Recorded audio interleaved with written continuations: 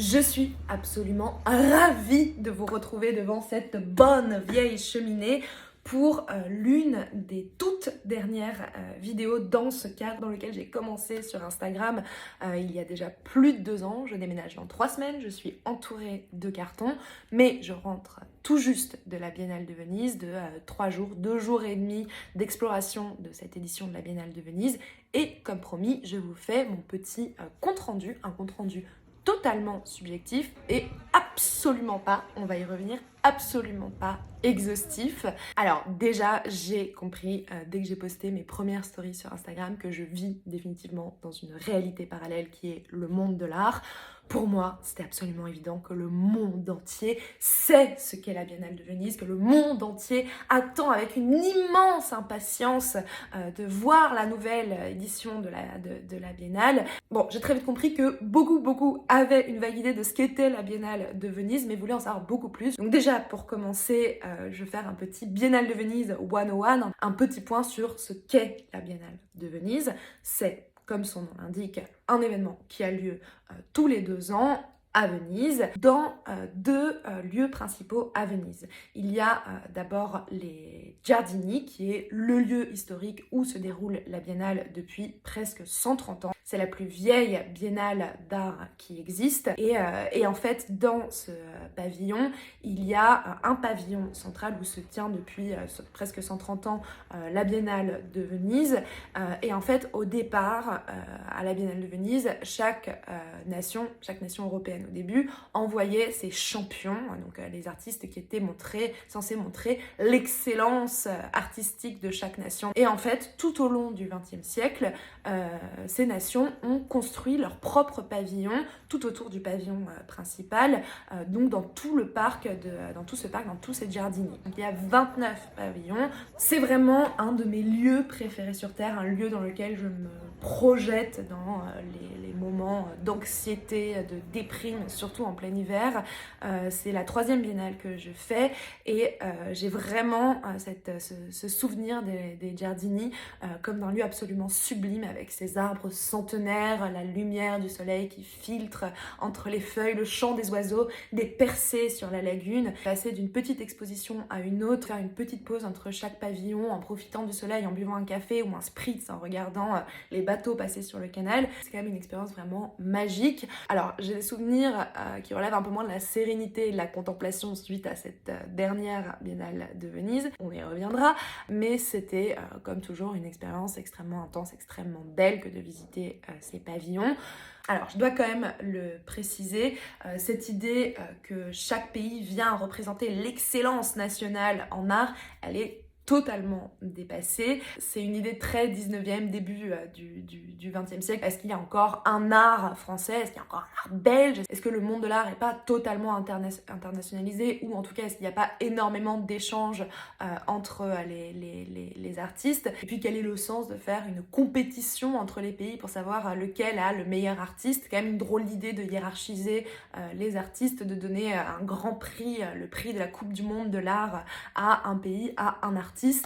Bon, la plupart des pavillons ont un discours un peu critique sur ce fonctionnement, il est pas remis en cause pour autant, mais par exemple en France, ça fait 2 éditions qu'on montre le travail d'une artiste. Donc la dernière biennale, c'était Laure Prouveau, cette biennale-ci, c'est Zineb Sedira.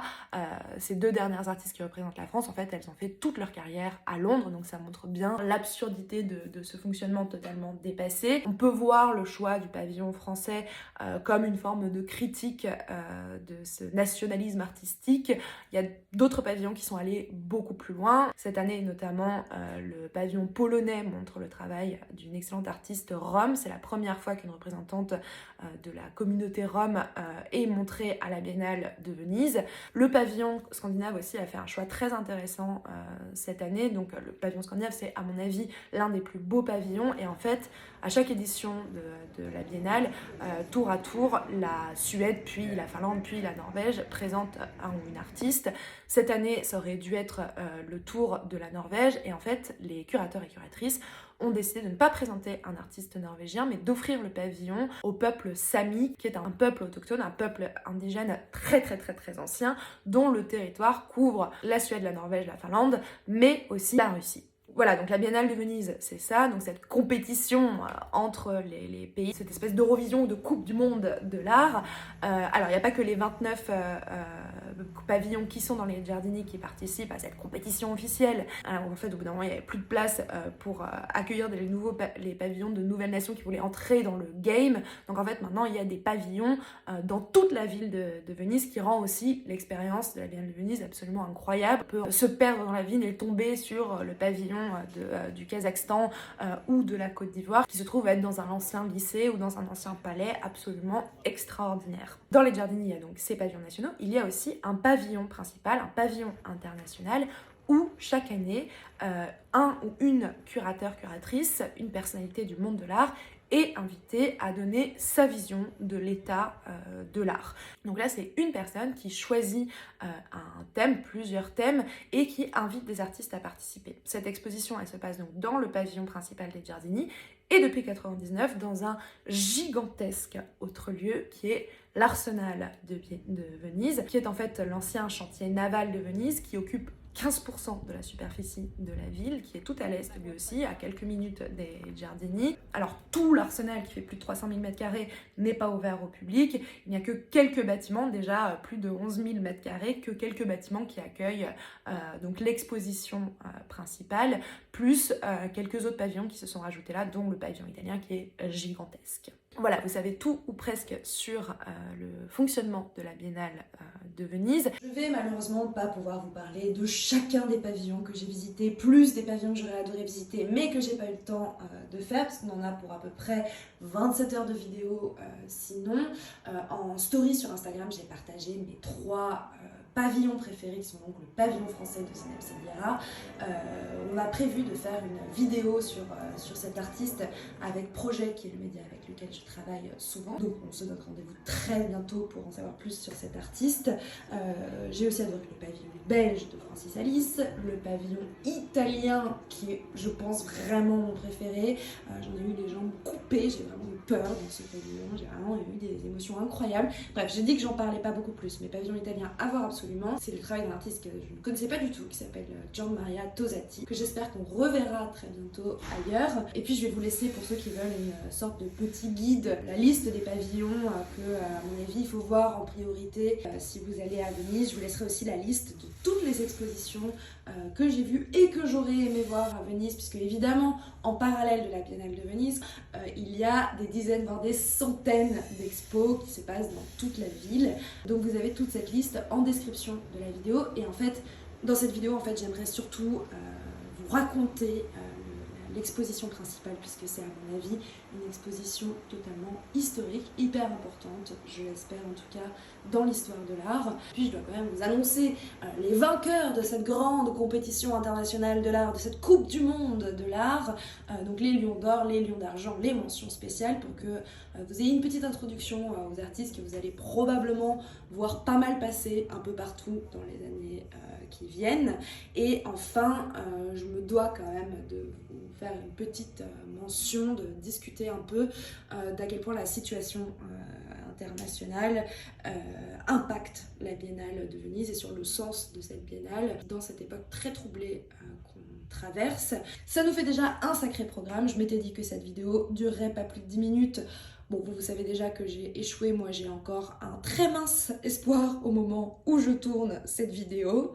J'ai eu beaucoup de questions pratiques aussi sur la Biennale, donc c'est bien un événement qui est ouvert au public, absolument pas réservé aux professionnels. Donc il est ouvert là depuis le 23 avril et jusqu'au 27 novembre, donc vous avez tout l'été pour y aller, évitez le mois d'août où c'est absolument blindé. Et le prix d'entrée pour la Biennale de Venise est de 25 €, ce qui peut paraître un peu cher, ce qui est à mon avis extrêmement raisonnable. Il y a une quantité d'expositions absolument incroyable à voir. Le billet peut s'utiliser sur plusieurs jours et ça me paraît aussi extrêmement raisonnable par rapport à d'autres événements comme par exemple la FIAC à Paris qui était à plus de 40 € cette année. Là vous avez quand même beaucoup plus de contenu à voir. Une expérience quand même un peu plus magique à vivre que le Grand Palais éphémère à 40 balles blindé pendant 3 jours. Moi, j'y étais pour la première fois pendant les journées professionnelles, donc les journées qui sont ouvertes seulement aux professionnels de chaque institution qui viennent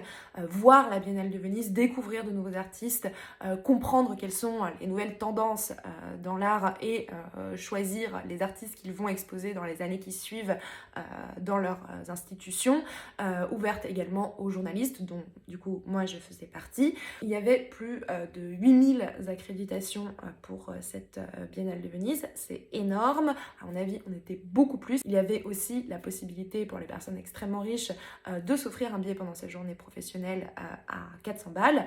À mon avis on était beaucoup plus que 8000 et c'était beaucoup trop. Vraiment, le mot qui définit le mieux mon expérience de cette Biennale de Venise, c'est le mot frustration. J'ai vu, je pense, un quart, même pas, un dixième peut-être de ce que je voulais voir.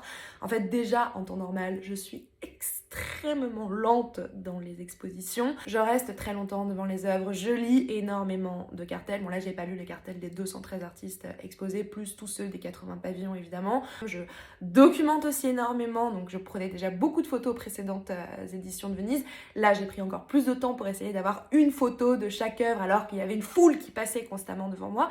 Donc je suis très lente dans les expositions. Là, c'était à peu près les pires circonstances, les pires conditions pour observer des œuvres d'art. Il fallait faire la queue pour voir chaque œuvre. J'ai donc mis énormément de temps à faire ne serait-ce que cette exposition principale. Et ensuite, il fallait faire la queue devant chaque pavillon national. Donc il y a des pavillons pour lesquels j'ai dû faire une heure et demie de queue. Ça ralentit quand même un peu dans le programme, ça fatigue, ça met pas forcément de très bonne humeur. Donc je n'ai absolument pas vu tout ce que j'aurais pu voir. J'ai malgré tout passé un excellent moment. En fait, j'attendais avec une immense impatience cette Biennale de Venise parce que dès les premiers statements, dès les premiers communiqués de presse de la curatrice de cette édition qui s'appelle Cecilia Alemany, qui est la première femme italienne à curater la Biennale de Venise, dès les premières annonces, j'avais vraiment l'impression que cette biennale allait être totalement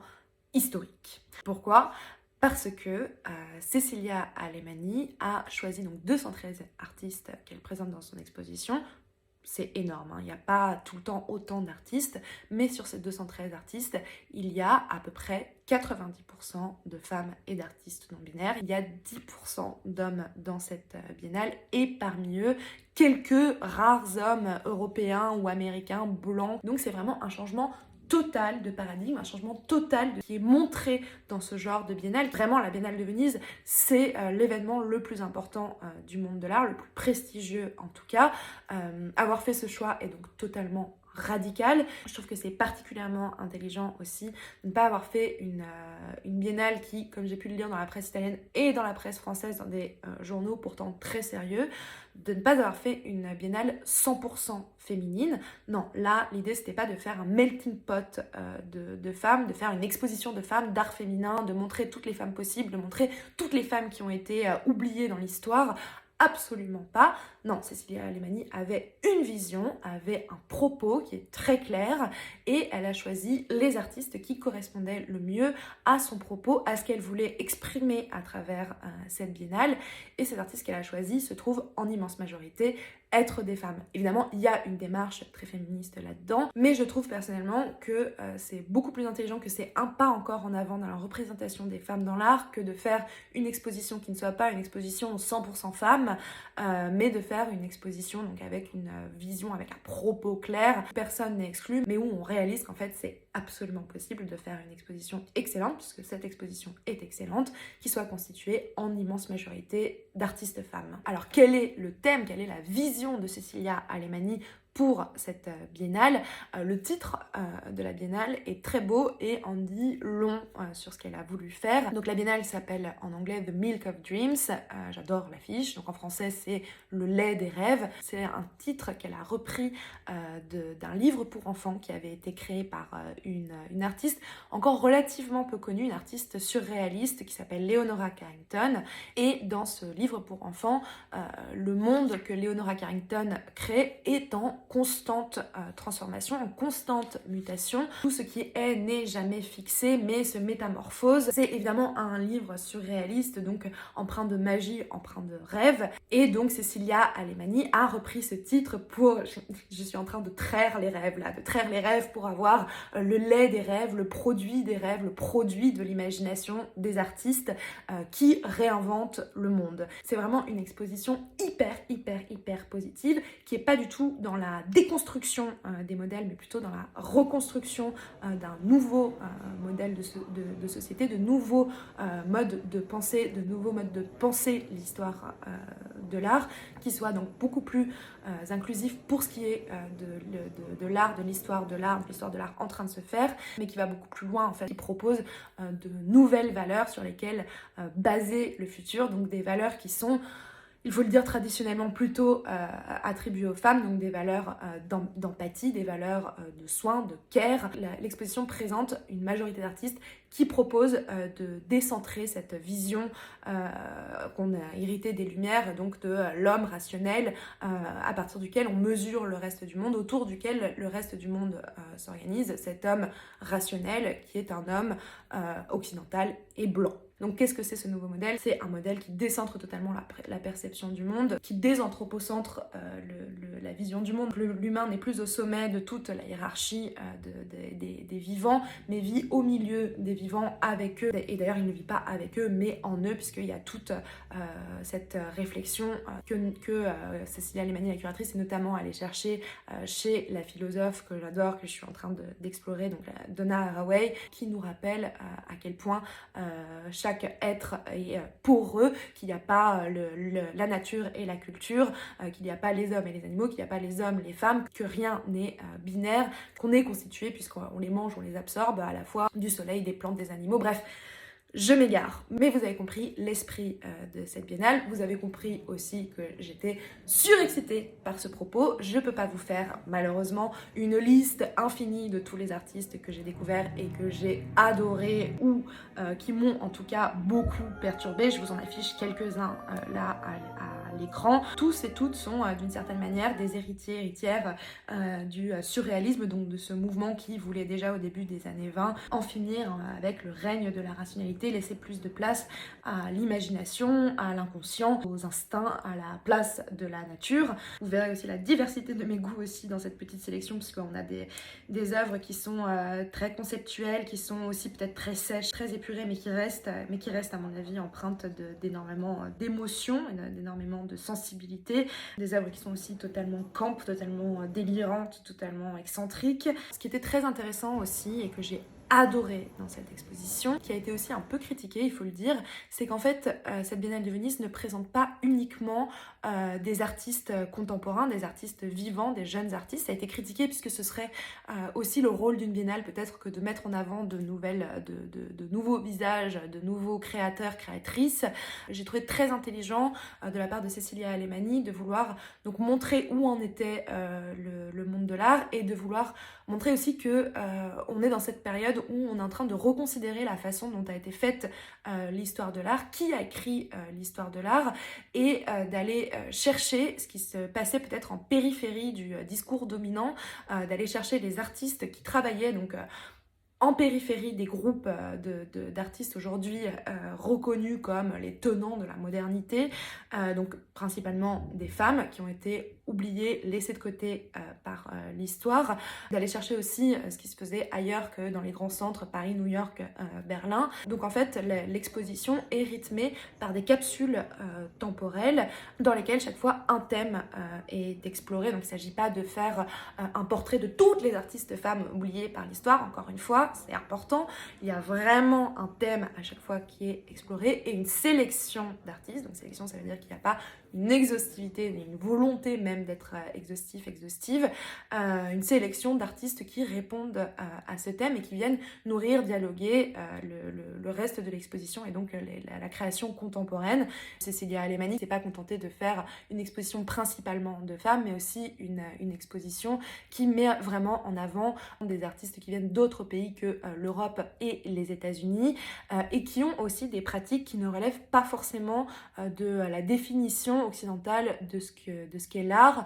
Donc ces créateurs, créatrices sont appelés en anglais les cultural practitioners. J'arrive pas à trouver une traduction parfaite en français, mais ça va être par exemple parmi celles qui m'ont beaucoup plu, des créatrices comme Myrlande Constant, qui est haïtienne et qui en fait réalise des drapeaux vaudous. J'ai trouvé que c'était déjà absolument sublime. J'ai trouvé que le texte était super parce qu'il permettait de replacer un peu le contexte, de comprendre ce qu'était la pratique du vaudou à Haïti, la pratique de la fabrique de ces drapeaux vaudous, ce que Myrlande Constant a apporté, puisqu'elle était voire la toute première femme à créer des drapeaux vaudous, ce qu'elle a apporté donc comme changement, comme créolisation dans cette pratique de la confection de drapeaux vaudous. Il y avait donc toute une partie avec des cultural practitioners qui venaient de différents lieux. Je trouvais que ça partait dans beaucoup de directions différentes, cette partie, qu'il y avait beaucoup d'artistes, de créateurs, créatrices dont j'aurais voulu plus explorer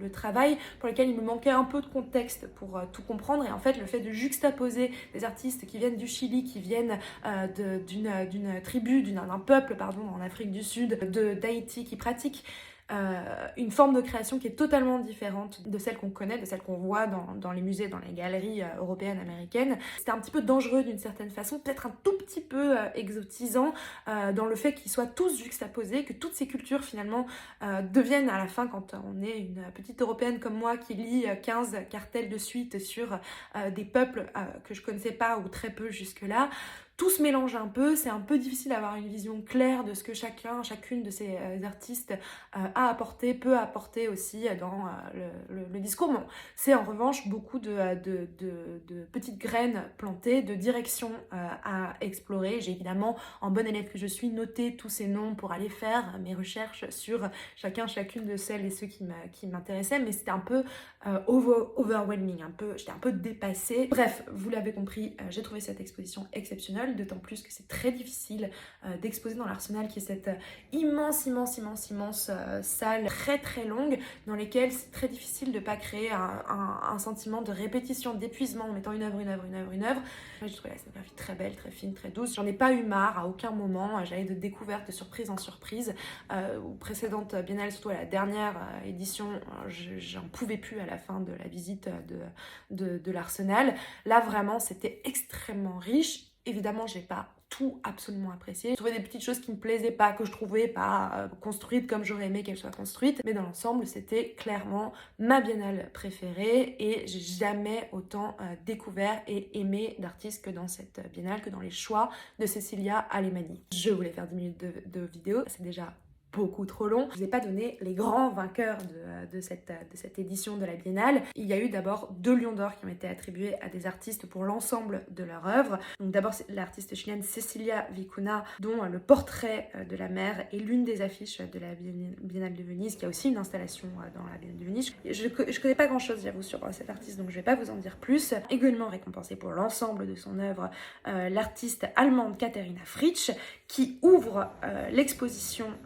au pavillon principal dans la Giardini avec une énorme éléphante. En image, j'avais peur que ce soit un peu kitsch. J'avoue que j'étais en fait très impressionnée par cette éléphante verte. C'est une éléphante qui ouvre donc cette exposition. Les éléphantes sont organisés de façon matriarcale et bon, ça c'est ma propre interprétation. Je trouvais que c'était chouette aussi d'avoir une éléphante qui a donc une mémoire d'éléphante dans une exposition qui va chercher à réhabiliter, à remettre en lumière des artistes oubliés par l'histoire de l'art. Donc ça, c'était Katharina Fritsch. Ensuite, Lion d'Or pour la participation à l'exposition principale. L'artiste qui cette fois ouvre l'exposition au pavillon de l'Arsenal, une artiste afro-américaine, Simon Leigh, qui représente aussi les États-Unis cette année, donc dans le pavillon américain. Je suis un peu partagée sur ce Lion d'Or. Bon, déjà, je trouve que c'est génial qu'il ait été attribué à une femme noire, que c'est génial qu'il ait été attribué à une sculptrice, puisque plus encore que les peintres, les photographes, les performeuses, les sculptrices sont totalement invisibilisées dans l'histoire, existent à peine, parce qu'il y a encore toute cette cette imagerie de la virilité du travail de l'artiste qui est attaché à ce médium, plus l'idée d'occuper une place dans l'espace du musée, dans l'espace public, mais donc d'être extrêmement visible. Donc c'est très fort de donner le Lion d'Or à Simone Leigh, d'autant plus que donc, ces sculptures monumentales, elles rendent radicalement visibles des cultures dans lesquelles est allé puiser Simone Leigh, qui ne sont pas du tout les références de l'histoire de l'art classique occidental, donc de référence à la statuaire grecque, romaine, et plutôt à des cultures africaines et caribéennes. Ces œuvres sont très très monumentales, peut-être un peu trop monumentales pour moi, un peu trop autoritaires pour moi. J'aime beaucoup en fait les formes d'art qui laissent un maximum de place aux visiteurs, visiteuses, à l'interprétation, à l'imagination, qui ouvrent de nouvelles pistes, qui soulèvent d'autres questions. Là, je trouvais que le message était un peu autoritaire, même si c'est un message auquel j'adhère totalement. C'est plutôt formellement que je suis pas une grande fan de cette artiste. Il y a une sculpture que j'ai beaucoup aimée dans le pavillon américain, une sculpture qui est peut-être la plus fragile, la plus vulnérable, mais il faudrait que je me plonge un peu plus aussi dans le travail de Simone Leigh pour découvrir un peu plus en profondeur son propos. Ensuite, le Lion d'Or pour la participation nationale. Donc là, on est vraiment à la Coupe des Nations de l'art. C'est le Royaume-Uni qui remporte cette année l'Eurovision, la Coupe du Monde, avec, encore une fois, une femme noire dont j'aime beaucoup le travail depuis longtemps, pour le coup, Sonia Boyce. C'est une artiste déjà historique du Black Art Movement anglais, enfin britannique, des années 70 et surtout 80, qui travaille sur la mise en avant des femmes noires principalement. C'était très beau ce pavillon, il y avait plusieurs chanteuses qu'elle a invitées dans le mythique studio d'Abbey Road à improviser et enregistrer à la fois ensemble puis chacune, et donc on est guidé dans le pavillon par ces voix de femmes parfois qui se répondent, qui se mélangent, qui ont chacune leur individualité, leur timbre, et qui créent une harmonie, une disharmonie parfois générale. Ça m'a pas mal plu, beaucoup plus que Simone Leigh, je dois l'avouer, mais c'est dans tous les cas absolument historique que 2 femmes noires soient récompensées à la Biennale de Venise.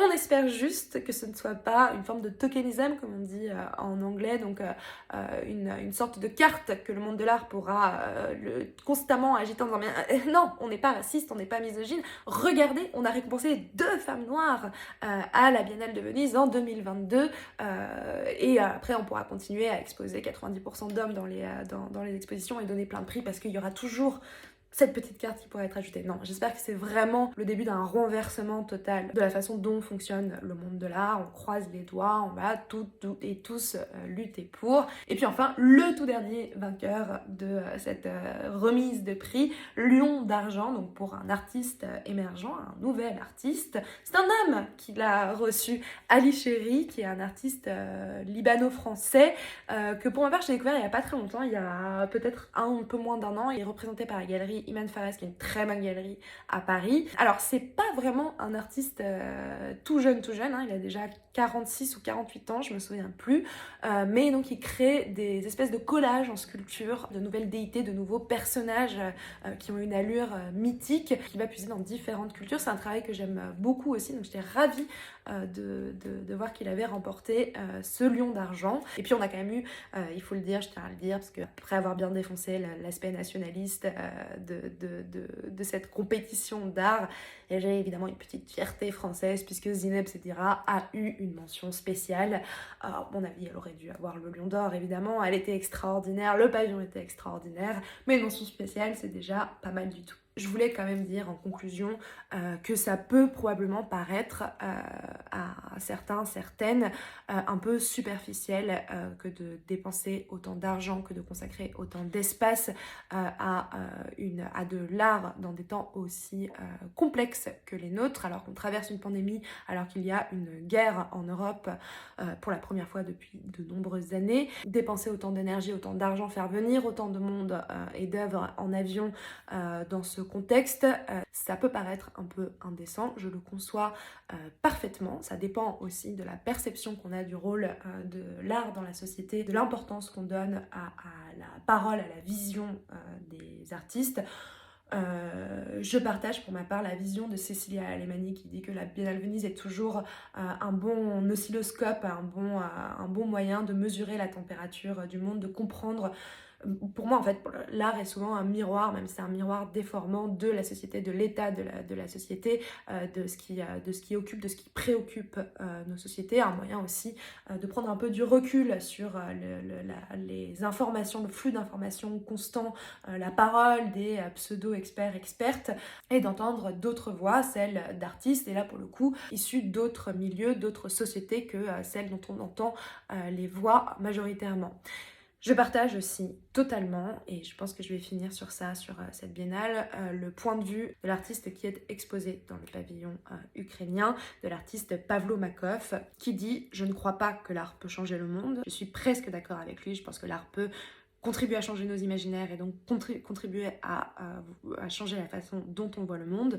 Donc je ne crois pas que l'art peut changer le monde, dit-il, mais l'art peut nous aider à survivre. Pavlo Makov est resté en Ukraine, n'a pas pu venir à cette biennale. C'était un choix de sa part que de ne même pas essayer. En revanche, son œuvre a pu être exfiltrée d'Ukraine par une conservatrice, Maria Lanko, qui a vécu tout un périple pour la faire parvenir en voiture jusqu'à Venise. Le pavillon russe, lui, en revanche, est fermé. L'équipe curatoriale et les artistes ont décidé, en signe de protestation contre leur gouvernement, de ne pas exposer à Venise. Donc il y a un pavillon fermé au milieu des Giardini, très visible. Il est gardé par les carabinieri, donc les policiers italiens. J'espère que ce petit compte-rendu qui devait durer 10 minutes et 1 heure de rush à monter, j'espère que ce petit compte-rendu vous aura plu. Si ça vous plaît ce genre de contenu, peut-être que la prochaine fois je le préparerai un peu plus, parce que là c'était un flux de parole très libre et sans aucun recul. Peut-être la prochaine fois je construirai un peu plus mon propos. Vous me direz ce que ça vous a plu. Vous me direz aussi ce qui vous a le plus marqué dans tout ce que j'ai partagé avec vous, les réflexions que ça vous inspire, les artistes que vous aimez particulièrement. Bref, j'ai très hâte d'avoir vos retours sur ce type de format qui est tout nouveau. Vous l'avez compris, je suis encore surexcitée de mon voyage, très frustrée de ne pas avoir pu voir plus de choses. J'espère que ça vous aura plu. J'ai oublié de le dire, n'hésitez pas à partager la vidéo. C'est la seule façon pour moi d'exister, que ce soit sur Instagram ou sur YouTube. YouTube, où je crois que pour l'instant on est moins de 200. Les partages, le bouche à oreille 2.0. Envoyez tous vos amis voir cette vidéo, partagez-la en story. Et puis très vite, retour au programme habituel, je vous reviens avec un portrait d'artiste femme très rapidement. Ciao!